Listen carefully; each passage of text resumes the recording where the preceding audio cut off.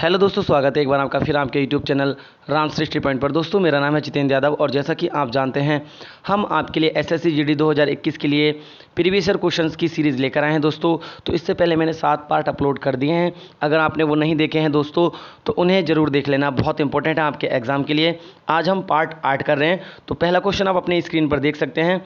Becoming शीर्षक पुस्तक के लेखक कौन है? तो आपके पास ऑप्शन है Michelle Obama, Melania Trump, Shashi Tharoor और तेरस मई। तो दोस्तों आपको इसका राइट आंसर बताना है। दोस्तों मैं आपको बता दूं, बिकमिंग पुस्तक की जो लेखिका हैं वो है मिशेल ओबामा। तो इसका राइट आंसर हो जाएगा option number A, Michelle Obama. दोस्तों आइए बात करते हैं कि मिशेल ओबामा कौन है। तो आप जैसे समझ गए होंगे, ओबामा कौन थे? बराक ओबामा, अमेरिका के पूर्व राष्ट्रपति। ये बराक ओबामा की पत्नी हैं एवं अमेरिका की प्रथम महिला रह चुकी हैं, क्योंकि आप जानते हैं राष्ट्रपति किसी भी उसका प्रथम पुरुष होता है, तो उनकी पत्नी प्रथम महिला रह चुकी हैं। आगे क्वेश्चन आपके पास, भारत सरकार के निम्नलिखित कौन सा विभाग भुगतान बैंक का संचालन करता है? तो वित्तीय समावेश, लेखा संबंधी और आर्थिक मामले विभाग और डाक विभाग। तो दोस्तों आप सभी को पता होगा इसका राइट आंसर ऑप्शन नंबर 4 हो जाएगा, डाक विभाग। तो दोस्तों बात करते हैं कि डाक विभाग क्या है। तो चलिए देखते हैं इसके बारे में, डाक विभाग के बारे में।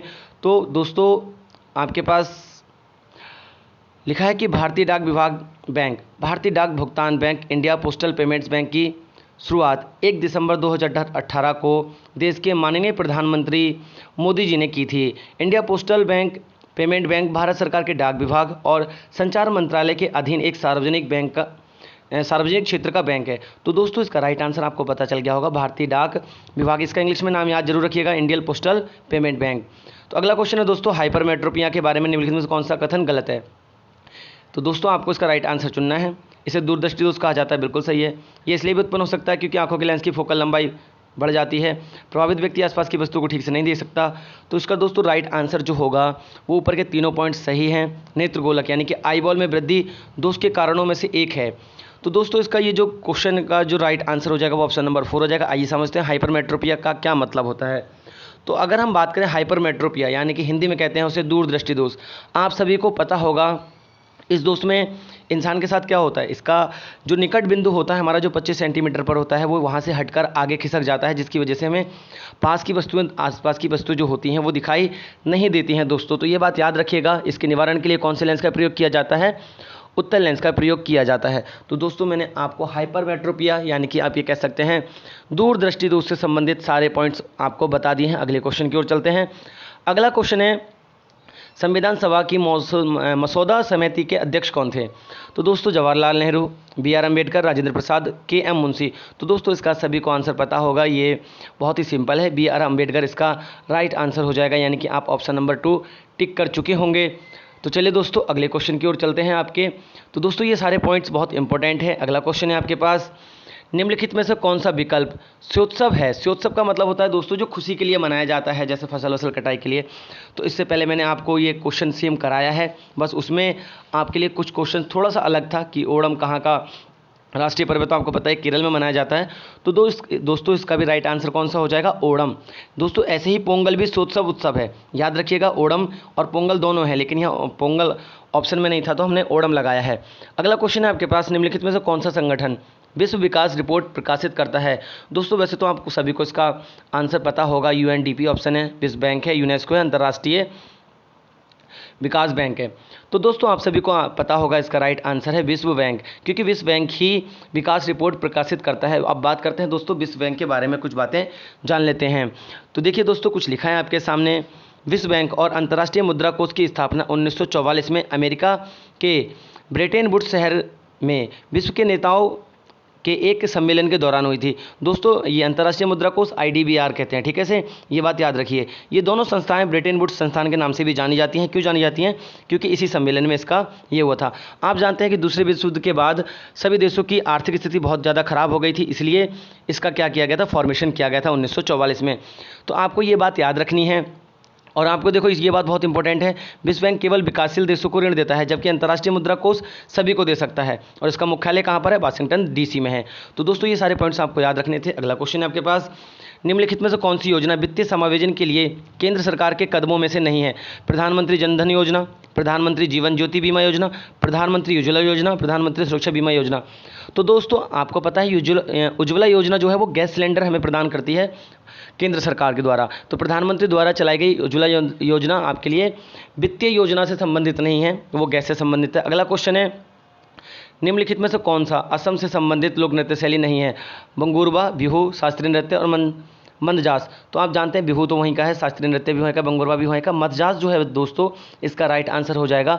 मंदजास कहाँ का मनाया जाता है? तो आपको बता दूं, मंदजास जम्मू और कश्मीर का प्रसिद्ध लोक नृत्य है। तो ये भी आपके लिए इंपॉर्टेंट हो जाता है कि मंदजास कहाँ का लोक नृत्य है, तो आप बता देंगे जम्मू और कश्मीर का। अगले क्वेश्चन की ओर चलते हैं दोस्तों। अगला क्वेश्चन है, निम्नलिखित में से कौन सी गैर आवश्यक जीवन प्रक्रिया है? पोषण, संचारण, उत्सर्जन, प्रजनन। तो दोस्तों आप जानते हैं कि पोषण यानी कि इंसान अगर खाना नहीं खाएगा तब भी मर जाएगा। उत्सर्जन यानी कि अगर हम मल त्याग नहीं करेंगे तब भी मर जाएंगे। प्रजनन का मतलब अगर हम बच्चे पैदा नहीं करेंगे तो तब भी हमारा जीवन आगे नहीं बढ़ेगा। संचारण का मतलब होता है चलना फिरना। अगर कोई व्यक्ति चल नहीं फिर सकता है तब भी कोई इतनी बड़ी दिक्कत नहीं है दोस्तों, तो इसका राइट आंसर हो जाएगा संचारण। अगले क्वेश्चन की ओर चलते हैं। रामनाथ गोयनका पुरस्कार किस क्षेत्र में दिया जाता है? तो पत्रकारिता, खेल, महिला सशक्तिकरण, ग्रामीण स्वच्छता। तो दोस्तों आप सभी को पता होगा कि रामनाथ गोयनका पुरस्कार किस लिए दिया जाता है? तो दोस्तों ये दिया जाता है पत्रकारिता के लिए। तो रामनाथ गोयनका जो आपका पुरस्कार है वो किसके लिए दिया जाता है? पत्रकारिता के लिए। आइए दोस्तों समझ लेते हैं कुछ इसके बारे में।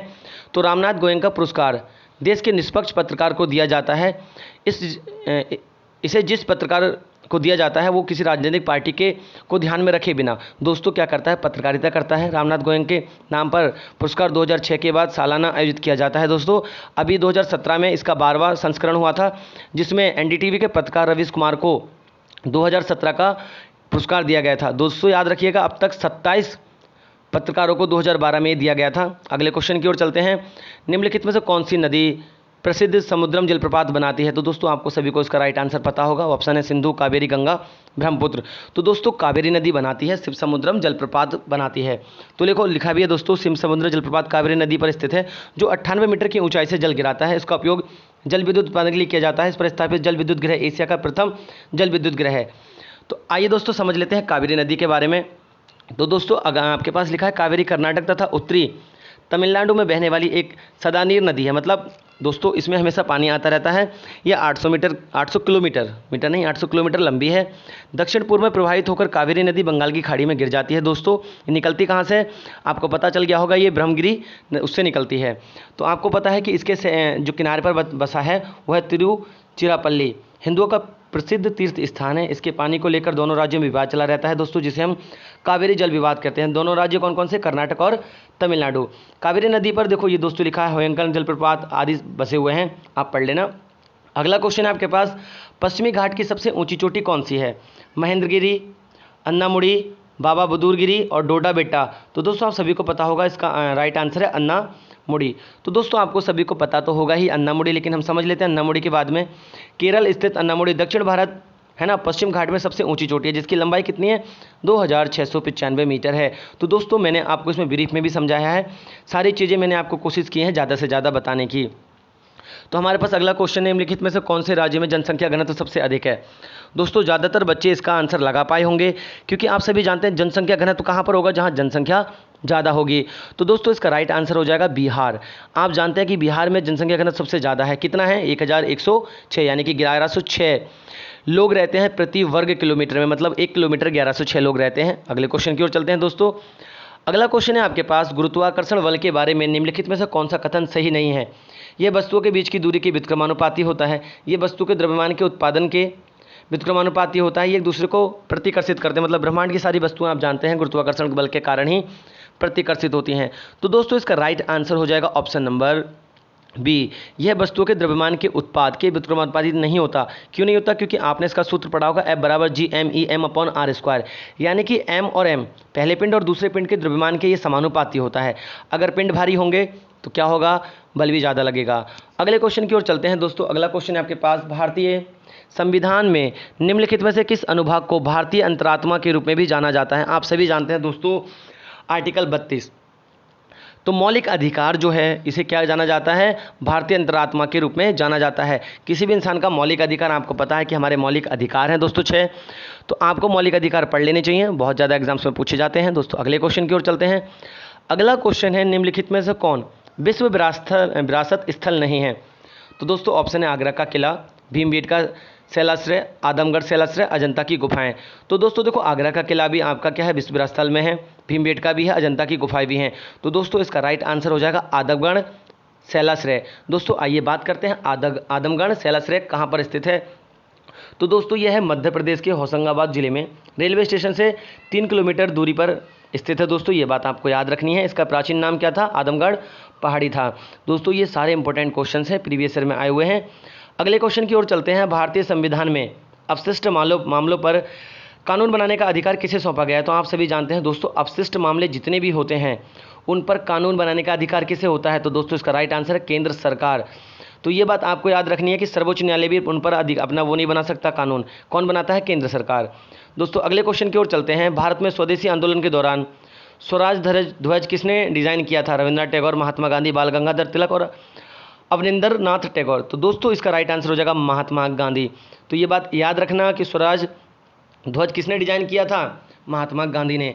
अगले क्वेश्चन की ओर चलते हैं। दोस्तों अगला क्वेश्चन है आपके पास, किसी भी खाद्य श्रृंखला में शीर्ष स्तर पर कौन कब्जा कर लेता है। तो दोस्तों आप सभी को पता है, इंसान हर चीज़ खा लेता है, चाइना तो खासकर। तो शीर्ष स्तर पर कौन कब्जा कर लेता है दोस्तों, मनुष्य। ये बात आपको बताने की ज़रूरत नहीं है, आप सभी जानते हैं कि इसका राइट आंसर क्या हो जाएगा, मनुष्य हो जाएगा। क्योंकि मनुष्य ही एक ऐसा व्यक्ति इंसान मतलब प्राणी है जो हर चीज़ को खा लेता है दोस्तों, और हर चीज़ पर अपना आधिपत्य जमा कर रखता है। दोस्तों आज का लास्ट क्वेश्चन है आपके पास, पत्ते का वह भाग जो इसे तने से जोड़ता है वह कहलाता है। तो नस, पत्रदल, डंठल, अनुपर्ण। तो दोस्तों इसका राइट आंसर हो जाएगा डंठल। डंठल का मतलब आपने देखा होगा, जो बीच में लकड़ियाँ रहती हैं वो डंठल कहलाती हैं। तो दोस्तों आई होप आपको ये सेशन अच्छा लगा होगा।